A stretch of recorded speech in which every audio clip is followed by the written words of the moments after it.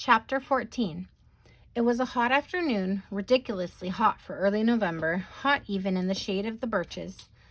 Little pools of sweat had begun to collect on the hollows behind Maggie's knees, and the grass had left a tangled imprint on the heel of her hand.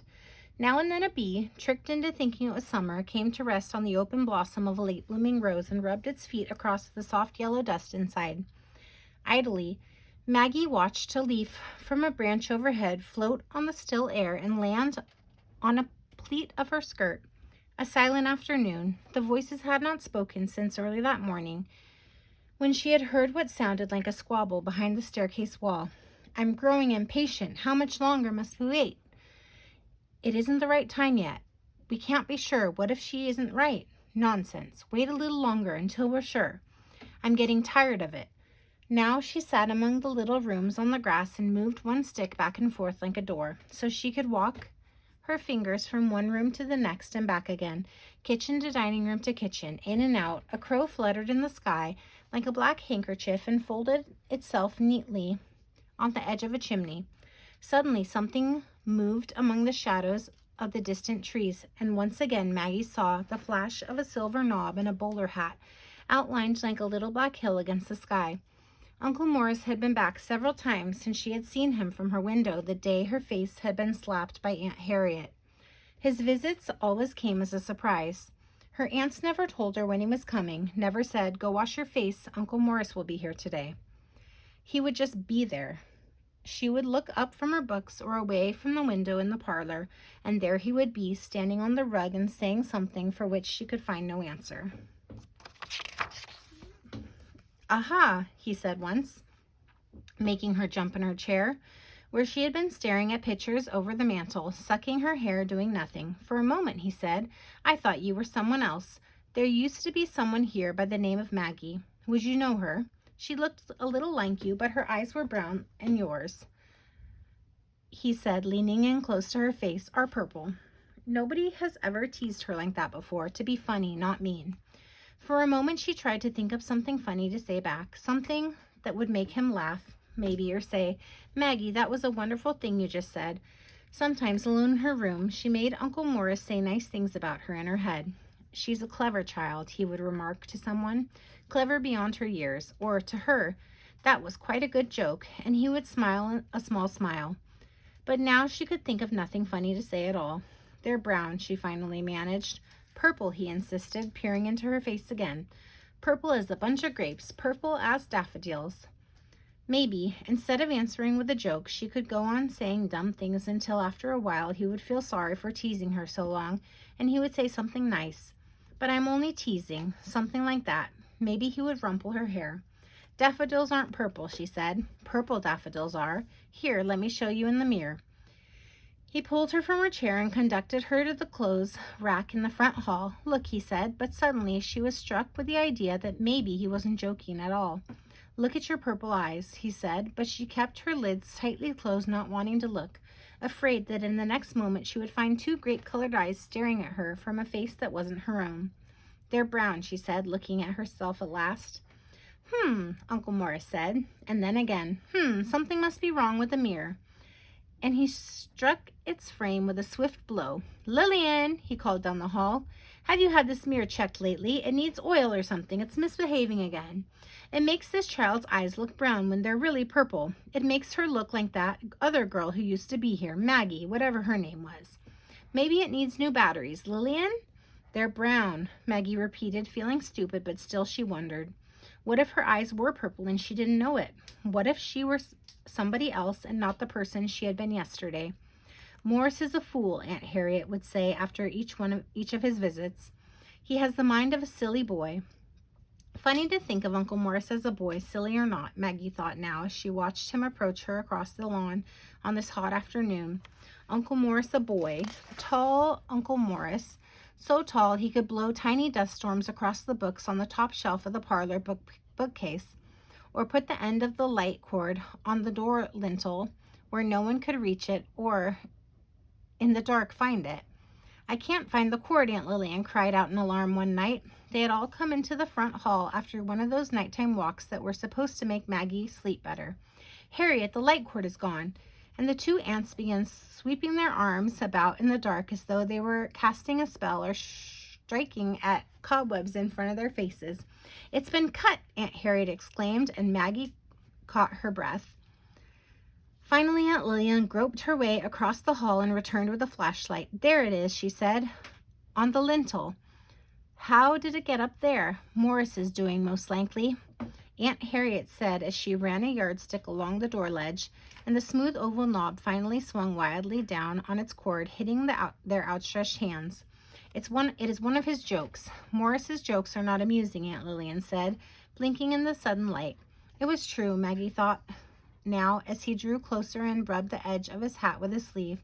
His jokes never made anyone laugh. They weren't even jokes, really. But he continued to play them anyway, the same ones. During each of his visits, he silently put the light cord up on the door ledge when no one was amused or, after a while, even fooled by it. The last time, Maggie swept it down herself with the yardstick right after he left, before the ants could discover it themselves late at night. "No sense at all," Aunt Lillian said, and yet somehow it was funny, sort of. And Maggie laughed a little now and then, not aloud, but quietly, behind her ribs. Uncle Morris stood at her feet now. What would he tell her this time? That her hair was blue, that she was a gnome, that she wasn't there even. She had become invisible. She waited. "I've brought a book," he announced, and he stepped respectfully around the little lines of sticks on the ground. "Puck of Pook's Hill," he read from the cover. "The title is nice to say. Say it, Maggie. Puck of Pook's Hill. But the story makes little sense. It's about fairies." And he lowered himself carefully next to her, settling himself within the outlines of the little dining room. "Fairies," he went on, gazing at her solemnly, "are the creatures who buy up all those used teeth. The tooth fairy. Sometimes girls in her old school would tell of putting a tooth under the pillow at night and finding a dime or a quarter in its place the following morning. And once, long ago, Maggie herself had tried it, but she had found nothing the next day except the tooth itself, its edges traced with dried blood from her raw gum. He waited for her to answer. "There's no such thing," she said. "No such thing?" Uncle Morris looked offended. "No such thing? Maggie, how do you know that some fairies have been Maggie, do you know that some fairies have been known to spend as much as an entire $1 on a single molar? And you say there's no such thing? $1 for one tooth? And do you know why?" She put a strand of hair in her mouth. "They make drinks out of them," Uncle Morris explained. "Drinks. Did you know how? They drop each tooth into a buttercup of boiling dew. They let it steep for a few minutes, and then they drink the liquor." Maggie scraped off a thin channel of pale green scum from the rock under her knee and rubbed it along her thumbnail. "Save that," Uncle Morris said, observing her. "That's frog makeup. They use it around their eyes." Maggie examined her tinted nail and wondered for a moment what it would be like to brighten the eyelid of a frog with its yellow-green film. Just a slender circle, she thought. One here, one here. "Here," Uncle Morris offered. "We'll collect it on this leaf." And for a brief moment, Maggie held out her thumb, but she withdrew it quickly and wiped it clean on the edge of the rock. "And do you know what they call it?" he went on. "This wonderful liquor brewed from the molars of thousands of young mouths across the land." He looked at her. "Do you know?" "No." Uncle Morris lowered his head and his voice at the same time. "Tooth tea," he said confidently. "Tooth tea. But sometimes their tongues get tangled and they call it 2 teeth instead, which confuses the fairy cooks no end. They put 2 molars into a single buttercup instead of 1, and that makes the tea too tart. Then the fairies become angry, and they all start yelling at once. The 2-teeth tea, oh my gosh, the 2-teeth tooth tea is too tart. Sometimes you can hear them late at night, although most people mistake the sound for the chirping of crickets. Have you ever heard them?" Maggie said the words to herself, catching her tongue on the backs of her teeth. The 2-teeth tooth tea is too tart. It did sound like the chirp of a cricket, a little. How did he think these things up? "Have you heard them?" Uncle Morris repeated. "No." He lifted the book and turned the pages slowly on his knee. "The book begins," he said, "with a song, except it isn't a song at all because there's no music to it, which makes it a poem, and a boring one at that, so we'll skip over it." That was a nice thing to hear. Maggie always skipped over the poems and books, even if they were only 2 lines long. Then Uncle Morris began to read aloud. He read as she had never heard anyone read before, as though he were actually speaking to her, telling a story in words that came to him at the moment. And Maggie leaned over now and then to see if the phrases he spoke were the same as those on the page. For a long while she tried to follow the tale, watching his face as he read, but the book was old and the sentences complicated, and she eventually gave up listening. She watched instead the crow rising now from the chimney and spilling its cry into the sky. In time, Uncle Morris's voice began to falter, and he marked the place in his book with a blade of grass. His eyelids closed and his mouth opened. He had fallen asleep, and Maggie found herself counting the beat of his breathing. In, 2, 3, 4, out, 2, 3, 4, in, out, in, out. Then, from the trees behind her, the voices spoke. Perhaps we should get a new wash tub. But I have a wash tub. Maybe you could have another. It says here there are wash tubs for sale. What would I do with another wash tub? One could be for the clothes and one could be for the dog, for his bath. But he never needs a bath. Uncle Morris stirred in his sleep just then. He might like one just the same, he said aloud. Maggie agreed. The dog, wherever he was, might like a bath. And then she sat straight up and stared at her uncle. What? What did he say? What did you say? She demanded. What did you just say? Had he heard the voices too, Uncle Morris? He shifted his arm. He might like one just the same, he repeated, his eyes still closed. He might like what? Maggie was shaking his arm now. Like what just the same? A bath? Who might like one just the same? The dog? Uncle Morris opened his eyes slowly. What's that? He asked. You said he might like one just the same. Sounds as though I was having a wicked dream. But they had said the dog never needs a bath. Who said the dog never needs a bath? Dogs always need a bath. The first thing I say when I meet a dog is, you need a bath. They said that. Those people, whoever they are, the ones who talk in the walls and in the trees. They said that about the dog. And then you said, Maggie, you're going too fast for me. Who are they? Maggie had her face next to his by now, and a little spray of her spit touched his cheek as she spoke. You heard them. Those voices. Who are they? Who are they? Who? Who else is here? She was shaking both his shoulders now. Who?